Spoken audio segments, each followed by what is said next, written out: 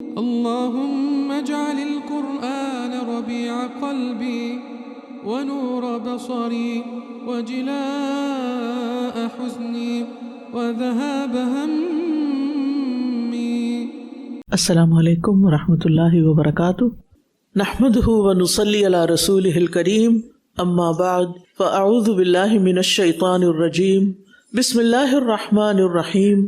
رب اشرح لی صدری ویسر لی امری واحلل عقدۃ من لسانی یفقہوا قولی. خوشی کے ساتھ ایک نئی سورت کا آغاز کرتے ہیں. سورۃ الاعراف. بسم اللہ الرحمن الرحیم. الف لام میم صاد. الف لام میم صاد حروف مقطعات یہ بتاتے ہیں کہ انسان کا علم کتنا ہی زیادہ کیوں نہ ہو جائے، کائنات اور کلام الہی میں ایسی بہت سی حقیقتیں ہیں جو ہماری عقل سے بالا ہیں.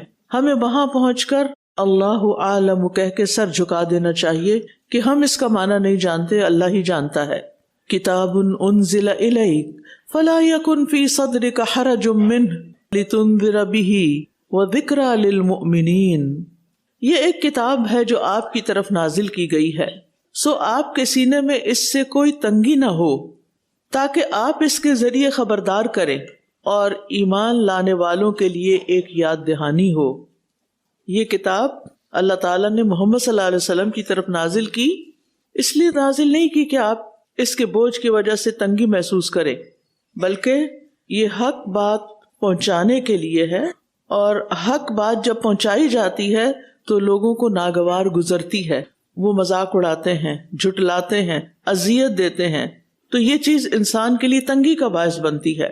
اور ایک فطری چیز ہوتی ہے کہ انسان ان باتوں پہ پریشان بہرحال ہوتا ہے، لیکن اللہ سبحانہ وتعالیٰ نے فرما دیا کہ آپ اس پہ پریشان نہیں ہو بلکہ اس کو لوگوں تک پہنچائیں. لتنذر بہ، محبت کے ساتھ انہیں برے انجام سے خبردار کریں کیونکہ لوگ غفلت میں ڈوبے ہوئے ہیں. اور دوسرا مقصد کیا ہے کہ جو مان جائیں، یعنی جو نہیں مانتے انہیں خبردار کریں ان کے برے انجام کے بارے میں، اور جو مان جائیں ان کو یاد دہانی کرائیں، نصیحت کرائیں، کیونکہ انسان پڑھتا جاتا ہے اور بھولتا جاتا ہے، پھر دوبارہ پڑھنے کی ضرورت ہوتی ہے، پھر دوبارہ یاد دہانی کی ضرورت ہوتی ہے. بالکل ایسے ہی جیسے ہم روز کھانا کھاتے ہیں، پھر ہمیں بھوک لگ جاتی، پھر کھانا کھاتے ہیں، پھر بھوک حتیٰ کہ صبح کھاتے ہیں دوپہر کو لگ جاتی، دوپہر کھاتے ہیں شام کو لگ جاتی ہے. تو کیا ہماری روح کی کوئی بھوک نہیں اور اس کی کسی چیز کی ضرورت نہیں؟ تو اس کے لیے اللہ سبحانہ وتعالیٰ نے بہترین انتظام کیا، اور وہ ہے قرآن مجید سے نصیحت حاصل کرنا، قرآن سے تعلق رکھنا.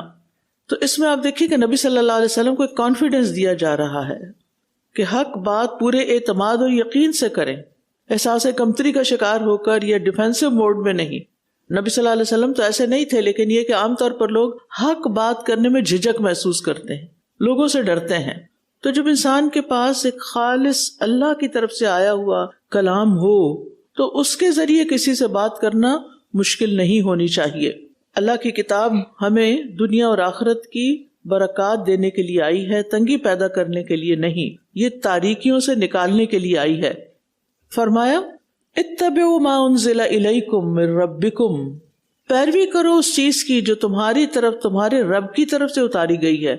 وَلَا تَتَّبِعُوا مِن دُونِهِ أَوْلِيَاءَ، اور تم اس کے علاوہ دوسرے سرپرستوں کی، دوسرے لوگوں کی پیروی نہ کرو. قَلِيلًا مَا تَذَكَّرُونَ، کتنا کم تم نصیحت پکڑتے ہو.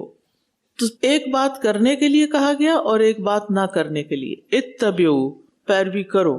جب یہ ثابت ہو گیا کہ یہ کتاب اللہ کی طرف سے آئی ہے اور سراسر نصیحت ہے، تو اب انسانیت کے لیے اس کا اتباع لازم ہو گیا، کیونکہ اسی کی پیروی کریں گے، اسی کو فالو کریں گے، اسی کے پیچھے چلیں گے تو جنت تک پہنچیں گے، رب کی رضا تک پہنچیں گے.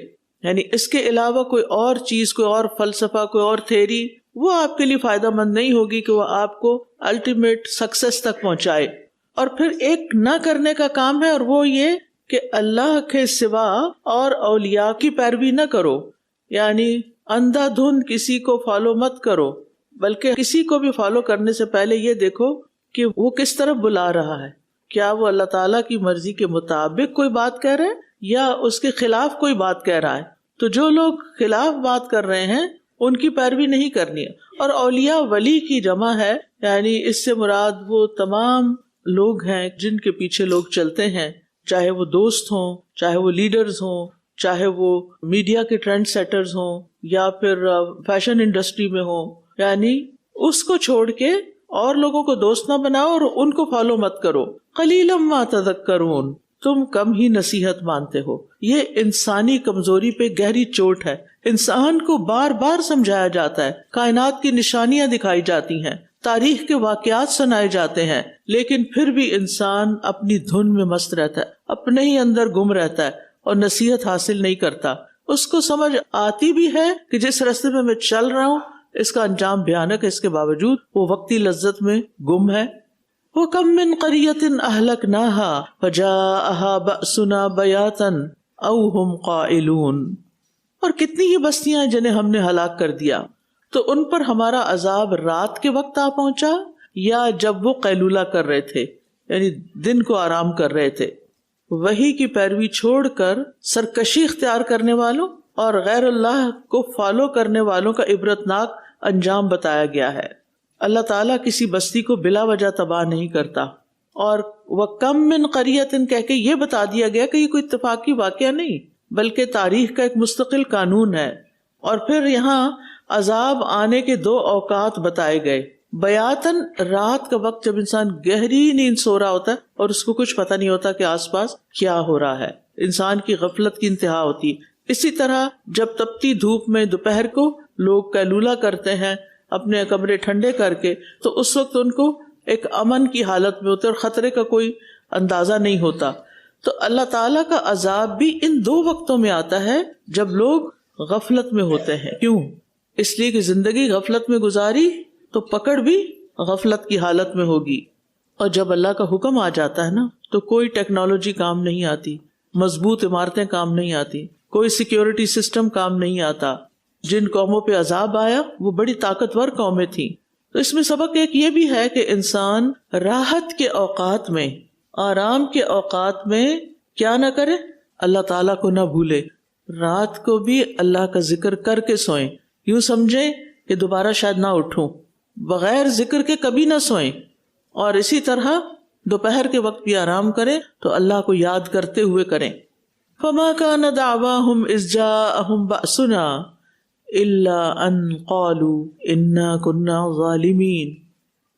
پھر جب ہمارا عذاب ان پر آ پہنچا تو ان کی پکار اس کے سوا کچھ نہ تھی کہ وہ بول اٹھے بے شک ہم ہی ظالم تھے. عذاب دیکھ کر انہوں نے سچائی کا اعتراف کر لیا. یہ انسان کی مجبوری ہوتی ہے، لیکن توبہ کی قبولیت کا وقت عذاب کے آنے سے پہلے تک ہی ہے. بس اس وقت اگر انسان یہ اعتراف کرتا ہے انا کنا ظالمین، ہم نے ظلم کیا اپنے آپ پر، اللہ نے ظلم نہیں کیا، ہم نے اپنی جانوں پہ ظلم کیا. اور یہ ہر بستی کی پکار رہی کہ ان کا آخری کلام یہی تھا جو حسرت پر مبنی تھا کہ ہم نے خود پہ ظلم کیا. تو عقل مند وہ لوگ ہوتے ہیں جو ہوش و حواس کی حالت میں زندگی میں ہی حق کو قبول کر لیتے ہیں. موت کے وقت حق کو قبول کرنا فائدہ نہیں دیتا. اگر آج ہم کہیں نا کہ اللہ ہم اپنے پہ ظلم کرتے ہیں، گناہ کرتے ہیں، آپ ہمیں معاف کر دیں، تو اللہ تعالیٰ کو جملہ بہت پسند ہے. حضرت یونس علیہ السلام کی نجات اسی سے ہوئی تھی کہ لا الہ الا انت سبحانک انی کنت من الظالمین. اپنی غلطی کا اعتراف. وَلَنَسْأَلَنَّ الَّذِينَ أُرْسِلَ إِلَيْهِمْ وَلَنَسْأَلَنَّ الْمُرْسَلِينَ. بس ہم ان لوگوں سے ضرور پوچھیں گے جن کی طرف رسول بھیجے گئے، اور ہم رسولوں سے بھی ضرور پوچھیں گے. یعنی ڈبل اکاؤنٹیبلٹی ہے، 2 طرفہ جواب دہی ہے. امتوں سے بھی سوال کیا جائے گا کہ تمہارے پاس پیغام آیا تھا کہ نہیں، اور تم نے اپنے رسول کے ساتھ پھر کیا سلوک کیا، ہدایت کو کیوں ٹھکرایا. اور رسولوں سے بھی سوال کیا جائے گا کیا تم نے میرا پیغام پہنچا دیا تھا، اور تمہاری قوم نے پھر تمہیں کیا جواب دیا. اچھا، اس سوال کا مقصد یہ نہیں کہ اللہ تعالیٰ کو خود نہیں پتا، اللہ تعالیٰ کو تو ساری چیزوں کا علم ہے، لیکن حجت تمام کرنے کے لیے. اور ویسے بھی اس میں سبق ہے کہ اگر انبیاء جیسے معصوم اور عظیم لوگ اللہ کے سامنے جواب دہ ہیں، ان سے بھی سوال ہونا ہے، تو آپ کیا سمجھتے ہیں کہ ہم سے کوئی سوال نہیں کیا جائے گا، ہم سے کچھ نہیں پوچھا جائے گا کہ زندگی کیسے گزار کے آئے ہو. فَلَنَقُصَّنَّ عَلَيْهِمْ بِعِلْمٍ وَمَا كُنَّا غَائِبِينَ. پھر ضرور ہم ان پر علم کی بنیاد پر سب کچھ بیان کر دیں گے اور ہم کہیں غائب نہ تھے. یعنی قیامت کے دن کا حساب یقین اور علم پر مبنی ہوگا.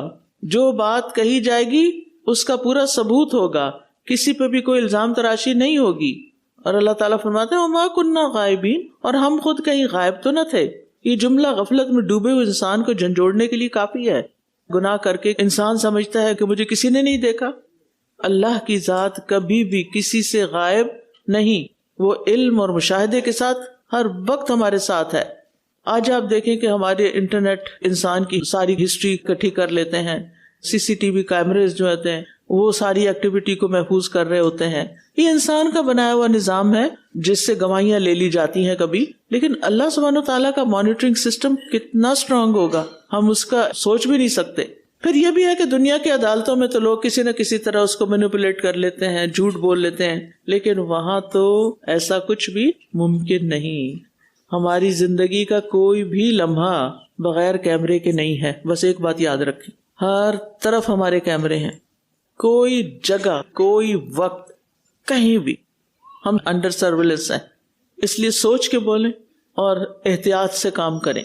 اور پھر کیا ہوگا؟ یہ سب کچھ جو لکھا جا رہا، ریکارڈ مینٹین کیے جا رہے ہیں، پھر ایک دن آئے گا ان کا وزن کیا جائے گا.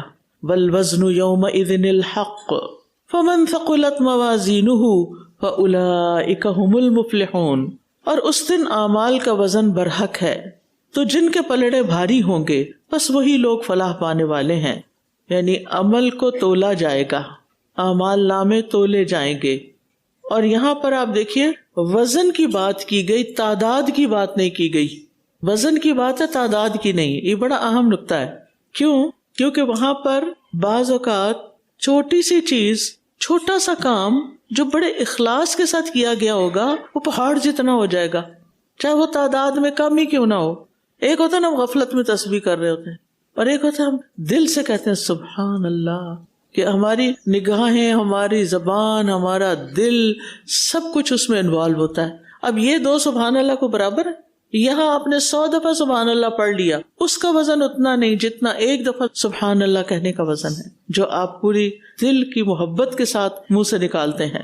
تو اعمال میں اخلاص، اعمال میں کوالٹی اور نیت کے وزن کی وجہ سے چھوٹا سا عمل بھی بڑا ہوگا. تو اس دن اعمال کا وزن کیا جائے گا، یہ یاد رکھیے. اعمال تولے جائیں گے، اور گناہ جو ہوتے ہیں وہ نیکیوں کے وزن کو کم کر دیتے ہیں، لیکن اخلاق حسنہ جو ہے اور ذکر الہی اور دیگر چیزیں میزان کو بھاری کرتی ہیں.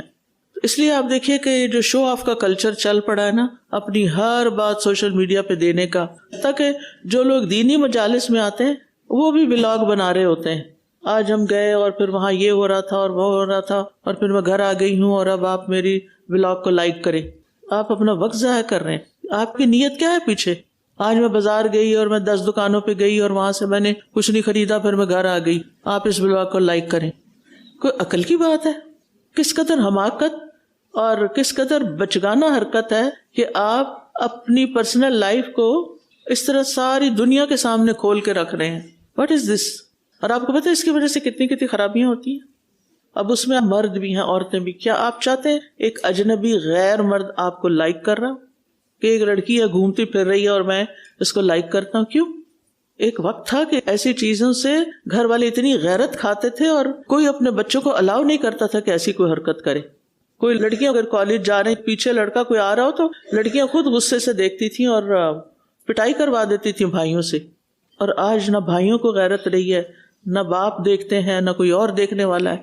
ایسی آزادی کہ جو بالآخر نقصان دہ ہے. اور پھر آپ دیکھیے کہ بعض دفعہ یہ چیزیں انتہائی خطرے کا باعث ہے. کسی نے مجھے بتایا، میں تو نے خود نہیں دیکھا، ایک خاتون اسی طرح روز اپنی چیزیں پوسٹ کرتی تھی. آج میں یہاں گئی، آج میں نے یہ کھایا، یہ پہنا، یہ لیا، یہ دیا. تو کوئی شخص تھا، وہ ہر چیز کو بڑے غور سے دیکھ رہا تھا. وہ کہیں جا رہی تھی، اس نے کہا اب اس وقت میں یہاں سے نکل کے فلانی جگہ جا رہی ہوں، اور وہ آگے گینگ لے کے اور جو بھی اس کے پاس تھا لوٹ لیا. جب ہر وقت آپ لوگوں کے سامنے ہیں، اور لٹری بعض نے تو کپڑے بھی ایسے پہنے ہوتے ہیں جو اللہ تعالیٰ کی مرضی کے خلاف ہوتے ہیں، تو اس کے دنیاوی نقصان بھی. بعض اوقات گھروں میں ڈاکے پڑ جاتے ہیں کیونکہ گھر والے یہ بتاتے ہیں فلاں شہر سارے کے سارے شادی پہ جا رہے ہیں، اور پتہ چل گیا لوگوں کو کہ ہاں اب یہ گھر خالی ہے، چلو اپنا کام کرو. تو اپنے بارے میں غیر ضروری بات کسی کو بتانے کی ضرورت نہیں. وقت اپنا بھی ضیاع اور دوسروں کا بھی ضیاع ہے. اگر آپ واقعی سوشل میڈیا پہ کچھ کرنا چاہتے ہیں تو کوئی ایسی چیز پیش کریں کہ جس سے لوگوں کو کوئی فائدہ پہنچے، کوئی علم نافع ہو. اپنی ذاتی کہانیاں مت شیئر کریں، کیونکہ ہماری ایک ایک حرکت جو ہے نا، ایک ایک حرکت وہ ایک وزن رکھتی ہے، اس کا وزن ہونا ہے. برائیوں کا بھی وزن ہونا ہے، نیک اعمال کا تو ہوگا ہی، برائیوں کا بھی ہوگا. اور پھر جیسے دنیا میں ہر چیز کے لیے ایک پیمانہ، ایک کیلکولیٹر ہے، ایک پیمائش کے طریقے ہیں، تو اسی طرح وہاں پر بھی یعنی کہ وزن کرنے کے لیے خاص آلات ہوں گے. ایک ڈاٹ جو ہے نا اس کا بھی وزن ہوگا جس کا دنیا میں کوئی وزن نہیں کر سکتا. تو ہماری ہر حرکت، ہمارا ہر لفظ ایک وزن رکھتا ہے. تو اپنا رزلٹ کارڈ لینے کے لیے تیار رہیں ہم سب. وَمَنْ خَفَّتْ مَوَازِينُهُ فَأُولَٰئِكَ الَّذِينَ خَسِرُوا أَنفُسَهُمْ بِمَا كَانُوا بِآيَاتِنَا يَظْلِمُونَ. اور جن کے پلڑے ہلکے ہوں گے تو یہی وہ لوگ ہیں جنہوں نے اپنے آپ کو خسارے میں ڈالا کیونکہ یہ ہماری آیات کے ساتھ ظلم کرتے تھے. اب یہ وزن سے خالی لوگوں کا انجام بتایا جا رہا ہے. اب کنٹراسٹ میں اوپر جن کے اعمال نامے وزنی ہیں، نیک عمل، ان کا انجام بتایا جا رہا ہے، اور یہاں جن کے نیکیوں کے پلڑے ہلکے ہوں گے، یعنی یا تو اس کے پاس نیکیاں تھی ہی نہیں، یا تھی تو اتنی بے جان، کمزور، کھوکھلی کہ ان کا کچھ وزن ہی نہیں تھا، کیونکہ ان کے اندر اخلاص ہی کوئی نہیں تھا.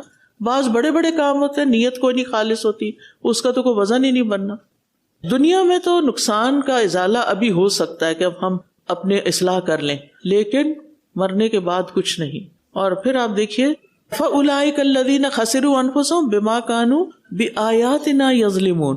وہ ہماری آیات کے ساتھ ظلم کر رہے تھے، یعنی ان آیات کو سنجیدگی کے ساتھ نہیں لیتے تھے.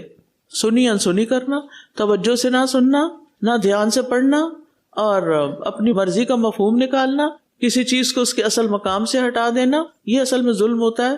اور پھر یہ کہ سن لینا، دیکھ لینا، لیکن عمل کچھ نہ کرنا، یہ بھی ظلم ہوتا ہے. حق ہی نہیں دیا. اللہ نے آیت کس لیے بھیجی تھی؟ صرف سننے کے لیے، صرف پڑھنے کے لیے، صرف رکھنے کے لیے، یا اس کا کوئی اور بھی مقصد تھا؟ تو ہمیں اپنی ترجیحات کا جائزہ لینے کی ضرورت ہے کہ زندگی کی شکل میں ایک محدود سا سرمایہ جو ہمیں ملا ہے، اس کو اللہ کی نافرمانی میں نہیں لٹا دینا، اپنی طاقتوں کو اللہ کی نافرمانی میں نہیں نکالنا. اور پھر یہ ہے کہ نیکی کرنے کے بعد اس کی حفاظت بھی کرنی ہے کہ ایسا نہ ہو کہ وہ ساری کی ساری ضائع ہو جائیں. وَلَقَدْ مَكَّنَّاكُمْ فِي الْأَرْضِ. اور بے شک ہم نے تمہیں زمین میں ٹھکانہ دیا. وَجَعَلْنَا لَكُمْ فِيهَا مَعَائِشَ. اور ہم نے اس میں تمہارے لیے روزی کے سامان بنائے. قَلِيلًا مَا تَشْكُرُونَ. کتنا کم تم شکر ادا کرتے ہو. اللہ کی ساری نعمتیں استعمال کرتے ہو اور پھر بھی شکر ادا نہیں کرتے. حساب کتاب اور میزان کے تذکرے کے بعد اب دنیا کی حقیقت بتائی گئی کہ دنیا میں اللہ نے تمہیں ہر طرح کی نعمتیں عطا کی ہیں، خوراک، پانی، آکسیجن، رہنے کے لیے گھر اور بہت کچھ. لیکن عمومی طور پر انسانوں کا رویہ کیا ہے کہ نعمتوں کو پانے کے بعد شکر ادا نہیں کرتے. اور شکر صرف زبان سے الحمدللہ کہنے کا نام نہیں، بلکہ نعمتوں کو اللہ کی مرضی کے مطابق استعمال کرنا، یہ شکر ہے. یہ نہیں کہ آپ کھانا کھائیں مزے کا اور اس کے بعد نماز پڑھے بغیر جا کے سو جائیں.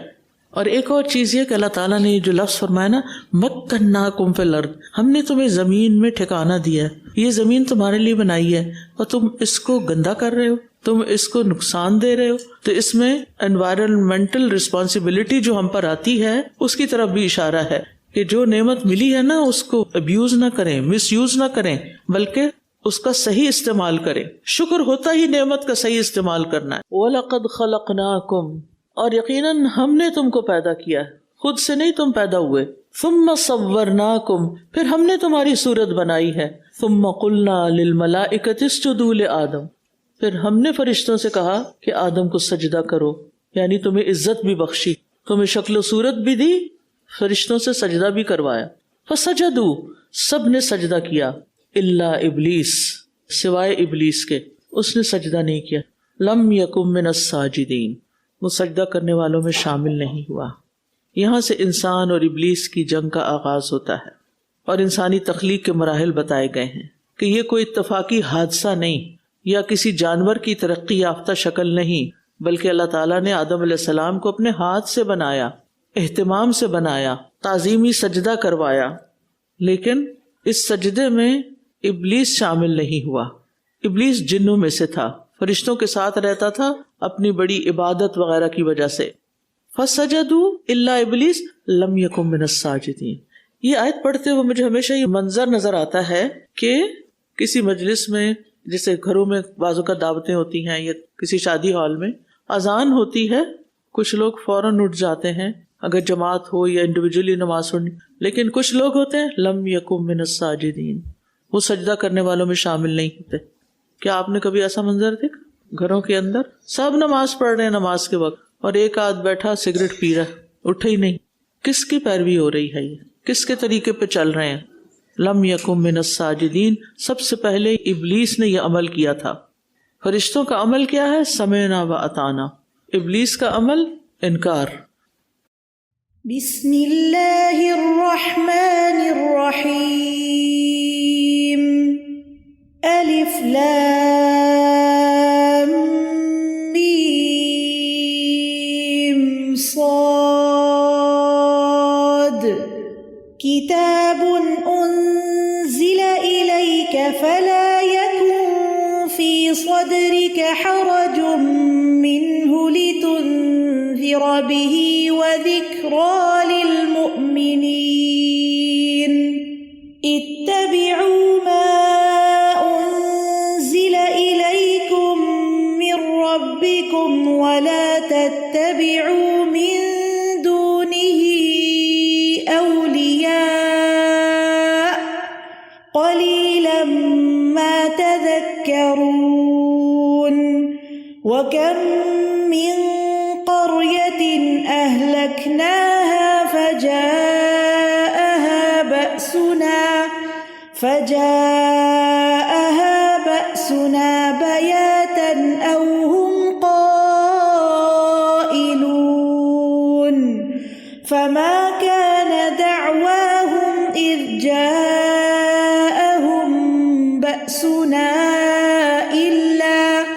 इल्ला अन क़ालू इन्ना कुन्ना ज़ालिमीन। फलनस्अलन्न الذين أرسل إليهم ولنسألن المرسلين فلنقصن عليهم بعلم وما كنا غائبين والوزن يومئذ الحق فمن ثقلت موازينه فأولئك هم المفلحون ومن خفت موازينه فأولئك الذين خسروا أنفسهم بما كانوا بآياتنا يظلمون. ولقد مكناكم في الأرض وجعلنا لكم فيها معايش قليلا ما تشكرون. ولقد خلقناكم ثم صورناكم ثم قلنا للملائكة اسجدوا لآدم فسجدوا إلا إبليس لم يكن من الساجدين. اللهم اجعل القرآن ربيع قلبي ونور بصري وجلاء حزني وذهاب همي